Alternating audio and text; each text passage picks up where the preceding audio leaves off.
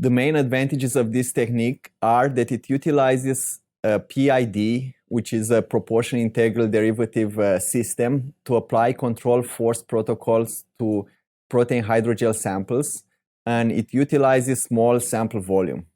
The protocols where the force is clamped allow for straightforward interpretation of the data, while low volumes are critical when working with hard-to-produce proteins that are available only in small amounts.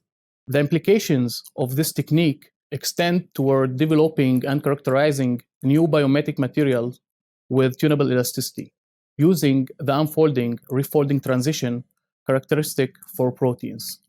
This method can answer questions in tissue and biomaterial mechanics through enabling the measurement of billions of protein molecules in one pull and simulating crowded environments specific to biological tissues.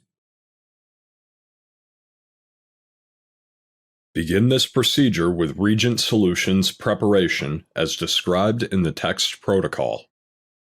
To synthesize the protein-based hydrogel, first fix a 23-gauge needle on a 1 milliliter syringe with a pressed plunger. Then, cut a 10 centimeter polytetrafluoroethylene, or PTFE, tube using a razor blade. Attach the needle and syringe to one end of the PTFE tube. Insert the second end of the tube into a silane solution and fill the tube by retracting the syringe plunger. Leave the tube for approximately 30 minutes. Then, remove the silane solution and dry the tube with compressed air. Now, mix the protein solution with APS and tris.